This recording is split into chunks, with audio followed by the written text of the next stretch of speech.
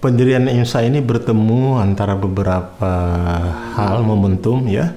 Momentum reformasi di Indonesia tahun 98 itu mendorong kita untuk mahasiswa Indonesia atau orang Indonesia yang bekerja di Amerika untuk berkontribusi terhadap bangsa ini. Kemudian ya, ngumpul akhirnya setelah dibicarakan sebelumnya di Urbana Champaign yang membicarakan beberapa hal ya dari Muslim Indonesia sekitar Urbana Champaign. Kami ini pendiri IMSA seperti Mas Tiyadi Yazid, Mas Bogi, kemudian Reno Pianto, kemudian Arif Budiman, saya sendiri itu aktif pada beberapa kegiatan, terutama di MSG yang merupakan bisa disebut sebagai pemilik acara muktamar ini ya, karena mereka yang menginisiasi sejak tahun 77 ya, sejak didirikan oleh Anwar Ibrahim. Nah, pada sisi lain juga jadi kami ada rasa iri yang positif ya, kita ingin memiliki organisasi seperti MSG gitu. Kemudian saya diamani oleh Bang Andi ya, karena beliau tahu saya aktif ya kegiatan bersama dengan MIG sejak tahun 90. Kebetulan saya sempat menjadi suro di MIG dan Bang Adi juga menjadi VP ya di 98 kalau tidak salah. Jadi saya diamanahi untuk menyampaikan kepada pihak MIG ya. Jadi saya menyampaikannya kepada Brother Sani sebagai ketua Suro MIG dan juga Presiden MIG Brother Adnan Omar bahwa kami mahasiswa Indonesia yang ada di Amerika Serikat, di Amerika Utara akan mendirikan IMSA. Ada peristiwa unik ya yang menunjukkan betapa kedekatan antara kami mahasiswa Indonesia dengan mahasiswa Malaysia, bahwa kedekatan iman, sehingga begitu kami berdua bertemu dengan mereka, saya menyampaikan niat kami di IMSA akan mendirikan IMSA. Brother Sani langsung bersedih hati dan meneteskan air mata, yang beliau menangis. Sedih kenapa kok akan dibentuk organisasi baru padahal MIG sudah ada. Brother Sani sempat menanyakan apakah karena selama ini belum pernah ada brother dari Indonesia yang menjadi presiden MIG. Saya sampaikan ke beliau bahwa bukan karena itu. Kami jelaskan bahwa ini untuk memperluas cakupan dakwah dan juga untuk meningkatkan kontribusi kami mahasiswa Indonesia di Amerika untuk terlibat dakwah dan juga upaya kami untuk berkontribusi bagi tanah air. Itu yang utama. Karena dakwah ini bukanlah event organizer ya, tapi dakwah ini kalau disebut oleh Al-Quran, sofan ka'annahu bunyanun marsus. Mereka berbaris-baris bagaikan bangunan yang kokoh. Itu kata Al-Quran ya. Jadi nggak bisa misalnya hanya muktamar saja atau apa saja gitu, tapi harus diorganisir ya selama 1 tahun 365 hari.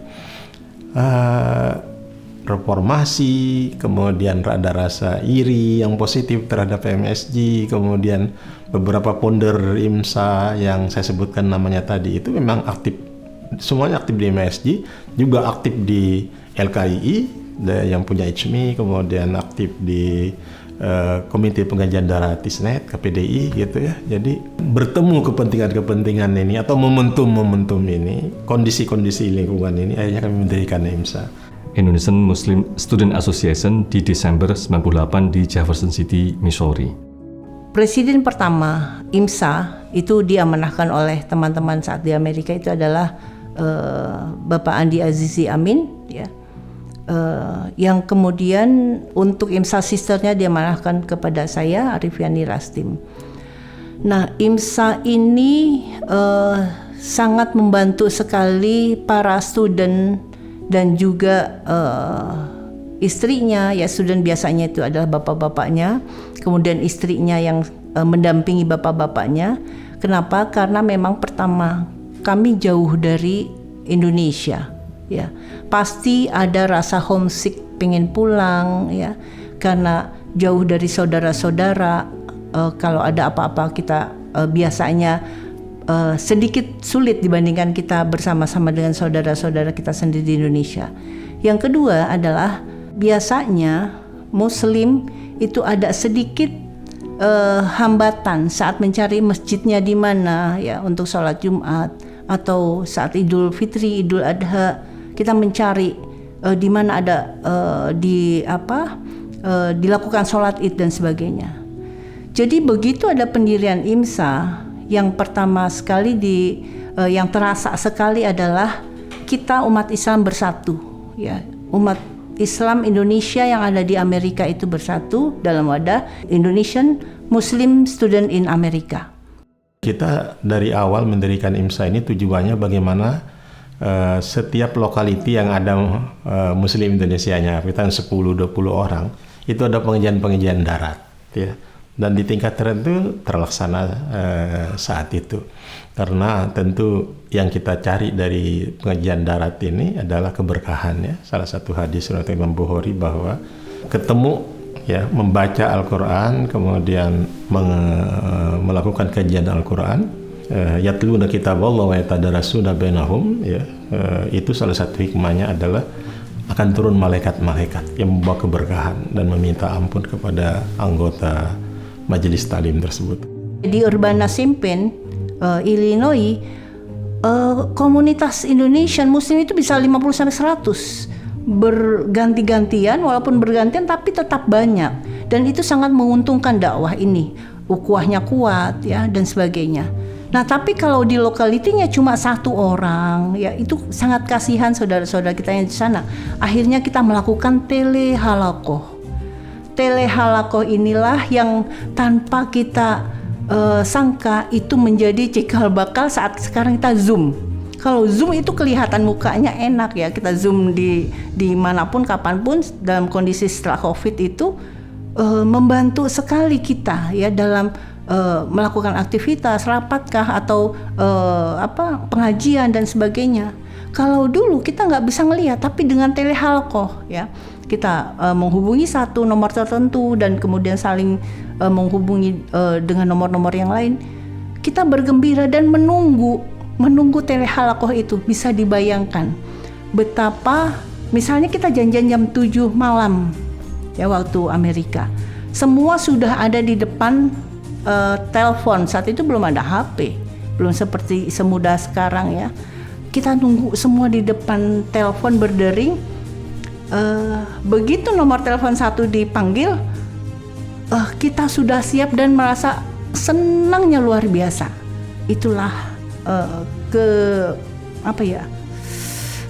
kebermanfaatannya IMSA, menyatukan kita yang ada di luar sana yang jauh sekali dari keluarga, tapi disatukan dengan halakoh, yaitu telehalakoh.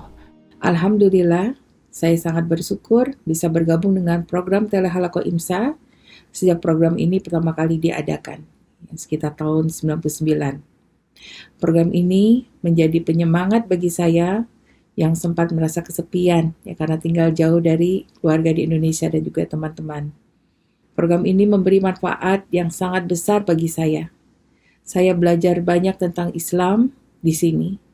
Saya senantiasa mendapat reminder untuk istiqomah dalam ketaatan kepada Allah.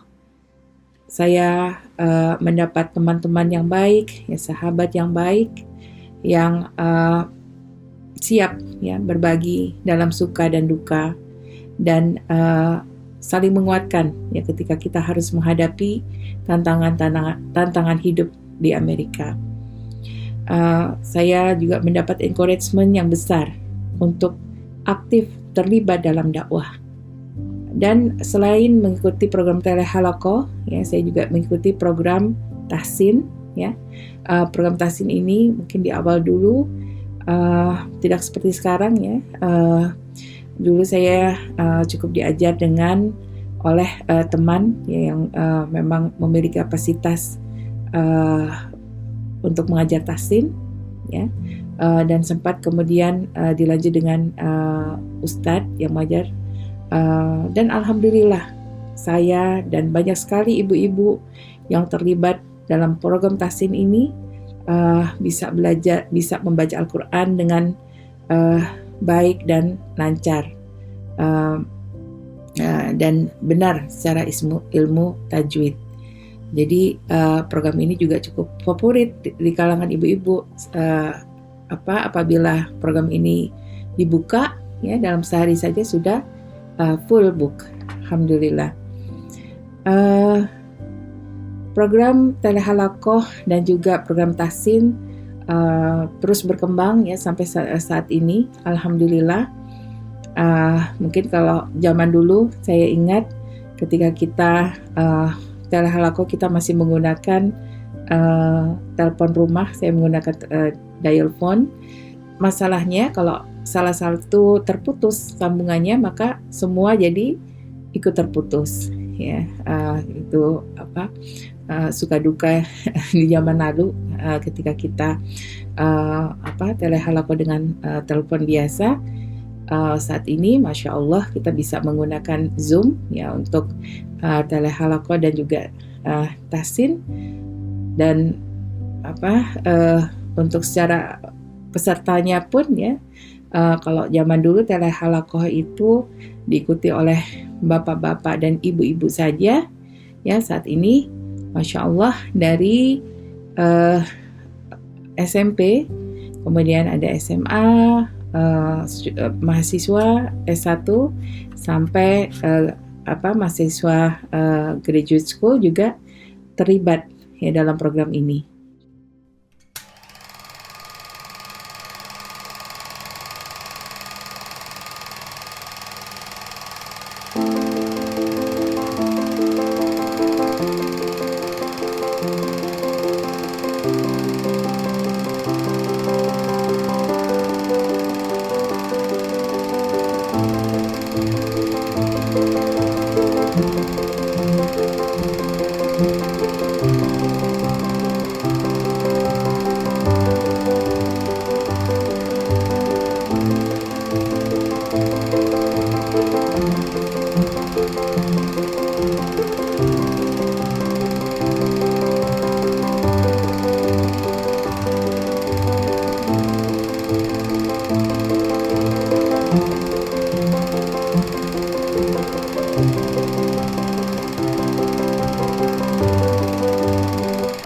I'm always thinking of Muktamar like mudik or pulang kampung in Indonesia, which is the homecoming trip during Idul Fitri.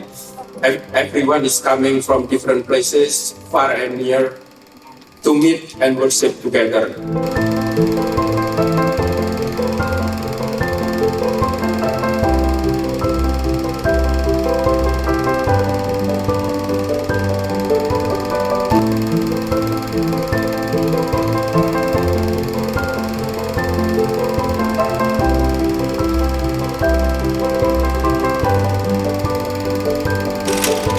Muktamar is yearly gathering between IMSA member and MISU member, Indonesian community, Malaysian community.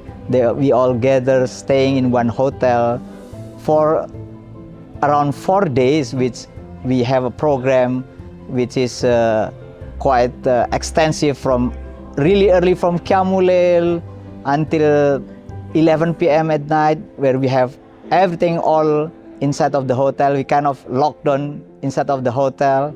It's very unique, which is we always doing it during the Christmas week, where we try to move from one state to another state, try to gather all the participants as much as we can. Muktamar ini adalah merupakan forum utama dari kegiatan IMSA dan MIC.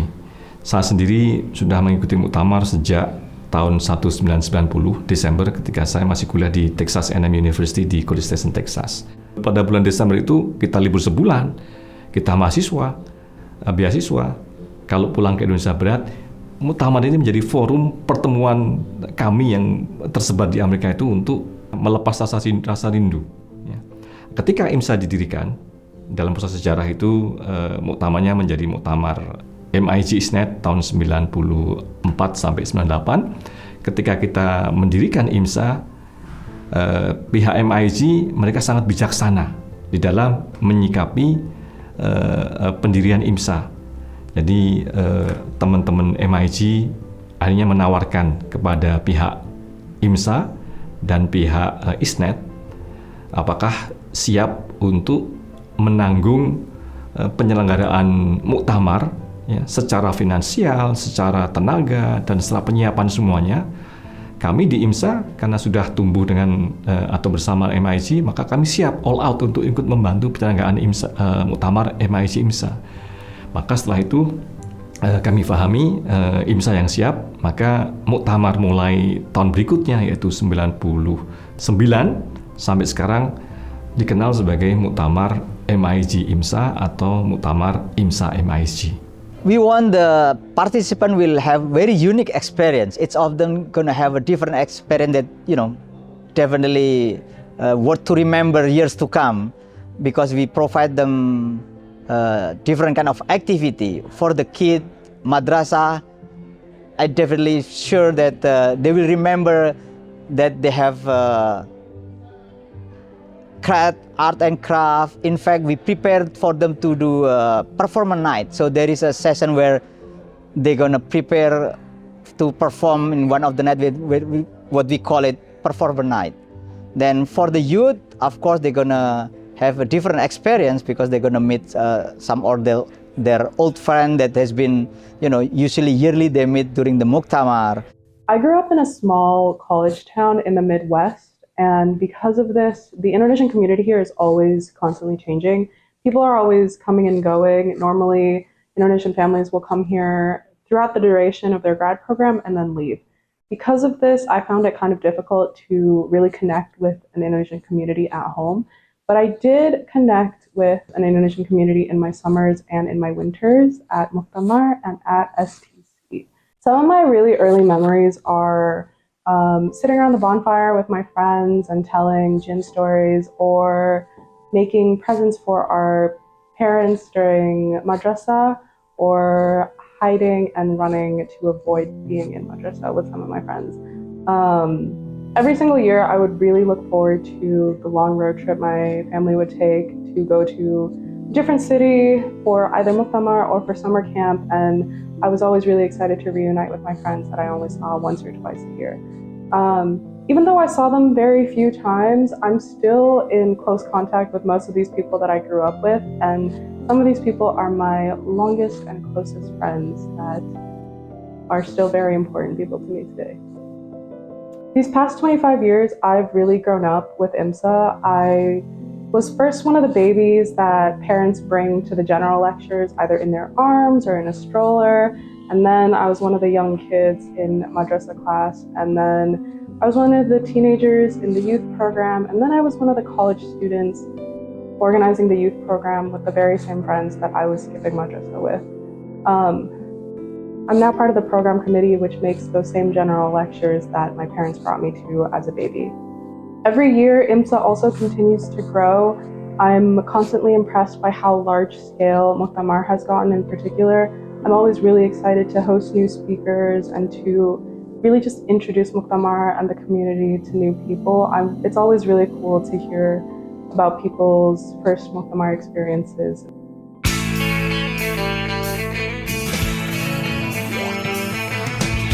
No one told you life was gonna be this way. Your job's a joke, you broke, your love life's the old way. It's like you're always stuck in second gear, when it hasn't been your day, a week, a month, even your year. But I'll be there for you when the rain starts to pour. I'll be there for you, like I've been there before. I'll be there for you, 'cause you're there for me too. Radio IMSA adalah departemen yang menjadi salah satu backbone untuk IMSA yang mendukung dan mensupport sekaligus menyiarkan program-program yang ada di IMSA. Kita juga punya program seperti Kiori, Keluarga Samara, dan The Journey, di mana program-program ini kami sajikan untuk masyarakat Indonesia Muslim yang ada di Amerika dan juga di Indonesia. Sejarah atau awal mulanya ya. Saat itu saya bergabung di tahun 2003 atau awal 2004 saya bergabung di Departemen Informasi IMSA bersama Kang Yayan dan Mas Joko Supriyanto. Dan kebetulan juga kita punya hobi yang sama, yaitu di radio internet yang saat itu relatif masih baru. Mas Joko untuk pengajian di Madison dengan radio internetnya, juga Kang Yayan dengan radio internetnya di pengajian Philadelphia. Saya sendiri di pengajian Pittsburgh dengan radio internet itu. Selanjutnya saat muktamar IMSA tahun 2004 di Kankaki, Kang Yayan kesempatan melakukan presentasi tentang manfaat radio internet untuk sebagai media dakwah ini, menjelaskan mengenai kebaikan dari radio internet ini. Nah, setelah muktamar itu kita bertiga sepakat untuk memasukkan radio internet ini sebagai bagian dari IMSA, bagian untuk sarana media dakwah supaya menjangkau yang lebih besar lagi di Amerika. Pada saat siaran di radio, sekarang bertanya ada nggak sih yang mendengar siaran kita, karena dulu belum bisa dideteksi ya. Tapi alhamdulillah dengan berjalannya waktu ya, banyak sekali orang-orang yang memberi respon positif. Bahkan ketika beberapa kali saya mengelilingi beberapa kota, alhamdulillah saya didatangi oleh para jamaah lokaliti dan mendekati, Masya Allah, kita ikuti Radio IMSA, terima kasih, gara-gara Radio IMSA keluarga saya sudah mulai banyak memperdalam Islam. Kemudian gara-gara Radio IMSA juga ada beberapa student yang datang ke Amerika, mendengar, mencari tahu informasi Amerika itu lewat Radio IMSA,